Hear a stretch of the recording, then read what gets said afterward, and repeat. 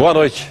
O Canal Livre está no ar e o programa de hoje é dedicado ao mais fascinante e influente personagem da história da humanidade, Jesus Cristo. O homem que dividiu o nosso tempo em dois. Quem foi, como viveu Jesus de Nazaré.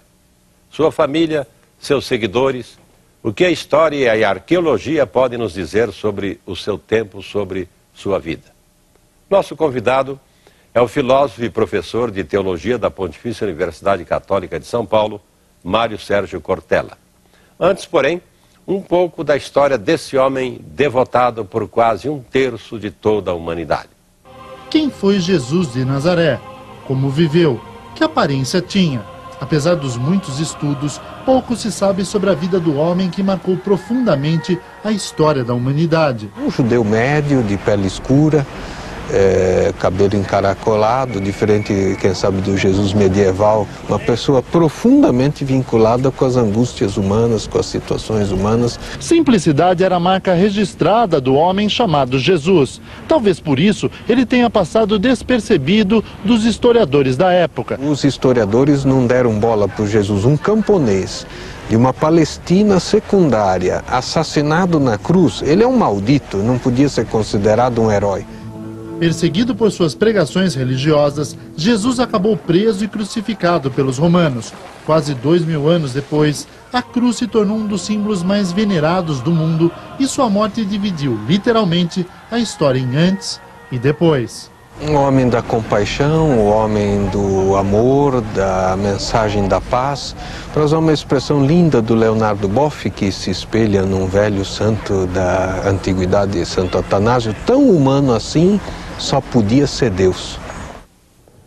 Professor Cortella, para os teólogos cristãos, por definição, Jesus foi um só. Ele foi o Cristo em grego, o ungido, enviado de Deus, o próprio Filho de Deus. Agora, para historiadores e até arqueólogos, em maioria, aliás, Jesus era outro, era um revolucionário em carne e osso, certamente iluminado, mas sem o dom divino da transcendentalidade. É correto isso? Do ponto de vista da fé, é Jesus Cristo. Do ponto de vista da história, da ciência, da cultura analítica, é Jesus de Nazaré. A própria distinção entre os dois tipos de denominação já indicam o tipo de referência que se faz a ele. Jesus Cristo é uma referência religiosa. Jesus Cristo é a referência daquele que se acredita Deus encarnado. Jesus de Nazaré, o homem que viveu, enfrentou parte do poderio da época dos romanos, ou até de algumas comunidades judaicas no meio da qual ele nasceu, né, e, portanto, tem essa forma até possível de se colocar como um revolucionário. Evidentemente, o perfil vencedor na história, isto é, o que tem maior hegemonia, é o do Jesus Cristo, né? A figura política de um Jesus de Nazaré, ela não teve tanta presença nem nos séculos iniciais do cristianismo. Professor, nas últimas décadas evoluiu muito a pesquisa histórica e muita coisa veio à tona, não é? A respeito da época em que viveu Jesus. Por exemplo, a comunidade dos essênios, a descoberta do manuscrito do Mar Morto e tantos outros documentos e sinais históricos. Mas as evidências da existência de Jesus, objetivamente falando, continuaram mais ou menos as mesmas, isto é, quase nada. Exato. Né? Por exemplo, Jesus não era essênio, mas os essênios, de alguma maneira, ajudam a entender aquela época. Então, do ponto de vista do Jesus histórico, o que é que se acrescentou, além daqueles 4 historiadores, que cada um deles dedicou aí 1, 2 linhas à figura de Jesus?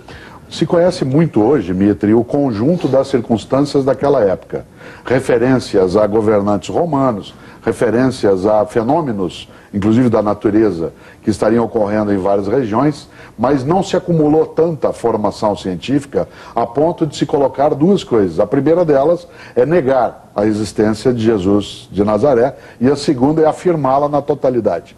Não há evidências, de fato, nessa direção que digam, não, isso é um ponto pacífico, tal como se poderia falar em relação a Júlio César, a Otávio Augusto, que é o imperador quando Jesus nasceu, ou Tibério, o imperador quando Jesus morre, né? Não se tem a mesma evidência. Inclusive, porque nós estamos habituados a avaliar o cristianismo de agora para trás. Então nós olhamos o grande movimento e vamos às vezes projetando na história essa essa grande dimensão que o cristianismo tem. Mas quando ele nasce, é uma religião praticada por pescadores, numa comunidade, dentro de uma província romana, com uma importância muito menor do que outras coisas. Aliás, religião sem mistério, ela não tem essa força. Boa parte das práticas religiosas, elas indicam esse mistério. Exemplo, não se encontrou nunca o túmulo de Jesus, evidentemente, e o seu corpo menos ainda. Recentemente apareceu uma urna, não, né? Se dizia que sim. Agora, é um pouco de exagero, porque é óbvio que os romanos, se queriam enfrentar aquela forma religiosa, o que mais fizeram foi procurar o corpo dele na época, durante os primeiros 50 anos. Inclusive porque achar o corpo de Jesus, isto é, o seu cadáver, implica em terminar o cristianismo. Porque a história cristã é construída em cima da ressurreição. A mesma coisa em relação ao corpo de Muhammad, chamado Maomé no Ocidente, né? A lógica dentro do islamismo é que Muhammad é elevado aos céus. Você não tem um lugar onde está o esquife, o corpo. Por quê? Porque a noção de uma forma de religiosidade em que você é elevado pela força divina, ela sim marca a história. Por isso, embora a gente deseje no dia a dia até ter mais informações, elas não são tão significativas a ponto de alterar o que os últimos 20 séculos trouxeram. Nem para negar de vez e nem para afirmar de vez. É fé.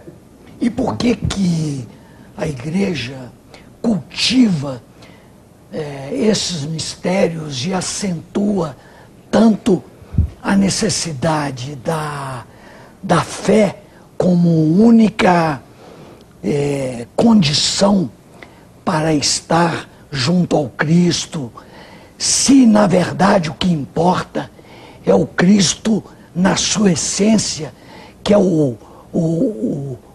quem trouxe a nova aliança, quem trouxe a mensagem de fato do reino de Deus, que transformou a terra e os homens. Por que esse mistério?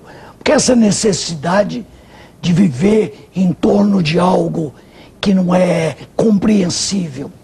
Veja, não existe possibilidade de nós afirmarmos a religião como algo absolutamente compreensível. O mesmo vale em relação à arte.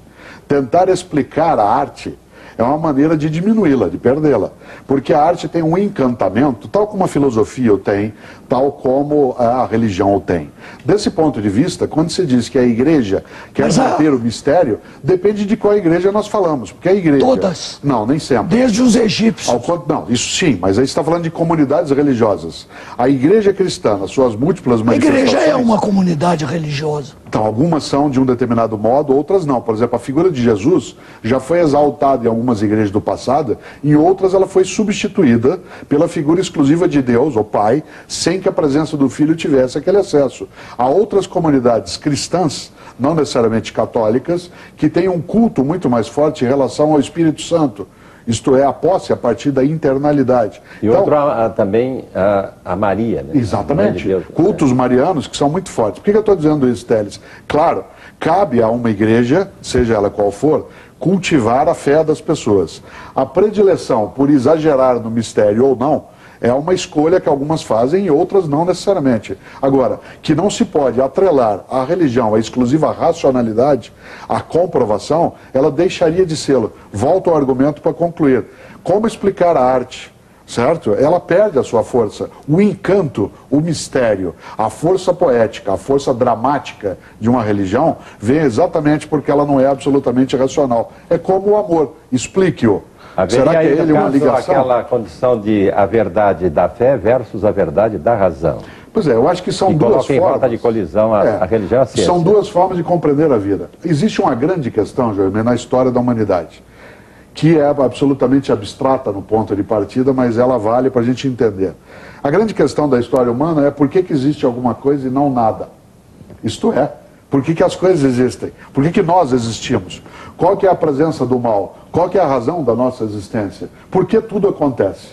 Esta pergunta tem 4 caminhos de resposta históricos: na ciência, na arte, na filosofia e na religião. Cada uma delas dá uma tentativa de explicar. A ciência vai atrás dos comos. A arte, a filosofia, a religião vão atrás dos porquês. Vou dar um exemplo bem banal, que eu gosto até de trabalhá-lo, que nem sempre se compreende. Por exemplo, um de nós agora, claro que isso não vai acontecer, um de nós agora sofre uma parada cardíaca, certo? E decai aqui. É claro que sendo madeira, isso é um sinal religioso, né? Decai aqui no tablado. Vem o médico, nós perguntamos, doutor, por que ele morreu? Ele diz assim, olha, o coração é uma máquina, ele é um músculo que tem que entrar em batimento, tem um movimento de sístole e diástole, e aí então houve uma parada e ele acabou fibrilando o músculo cardíaco. Você fala, não, o senhor não entendeu a minha pergunta. Eu não estou perguntando como ele morreu, eu estou perguntando por que ele morreu. Aí ele diz assim, tá, o coração é um músculo, ele bate de determinado modo. Não entendeu a pergunta é por quê, não é como. A religião é uma das explicações, uma das tentativas para trabalhar. E não gera manipulações à vontade. A ciência também, a arte também, a política também. Pode ser. Então o conhecimento é o alvo da manipulação. A existência humana é passível de manipulação. Portanto, eu costumo dizer sempre, Teles, uma coisa. Religião não é coisa de gente tonta. Religião é coisa de gente. É que tem gente que é tonta e gente que não é. E gente que é tonta na ciência, é tonta na universidade, é tonta no jornalismo, é tonto na igreja. Então, aí a distinção não é se é religião ou não. É o tipo de gente que a pratica, o tipo de gente que a faz. Agora, que religião é uma questão humana fortíssima, a questão, e você sabe, não é ter religião ou não, mas que todos os homens na história têm alguma religiosidade, porque não se confunda religião com religiosidade. Religiosidade é um sentimento do transcendente, do sagrado, da minha conexão com o mistério da vida. Religião é eu pegar isso, canalizar com outras pessoas numa instituição organizada, com clero, com culto, com livro, com norma. Muita gente tem religião e muita gente tem apenas religiosidade. Todos que têm religião têm religiosidade também, mas nem todo mundo que tem religiosidade pratica uma religião. O cristianismo é uma das mais belas religiões da história, inclusive porque ele propôs, na origem, a feitura do bem. Um homem que veio, por exemplo, como Jesus de Nazaré, tal como Siddhartha Gautama dentro do budismo, tal como o trabalho que foi feito... Mas aí posteriores. Claro. Posterior não, Siddhartha Gautama é um pouco anterior, há 5 séculos. Agora, são homens e mulheres na história, entre eles Jesus de Nazaré, que vieram para falar sobre o bem. Os cristãos acreditam que Jesus de Nazaré também é a divindade encarnada. Por isso, o período natalino, ele não é só um momento de uma religião trazer à tona a mensagem do seu fundador, mas é também qualquer homem ou mulher pensar na mensagem da paz, do bem. Não precisa ser cristão para isso. Basta você acreditar em alguém que fale em fraternidade. Professor, o senhor fez a gente pensar aqui sobre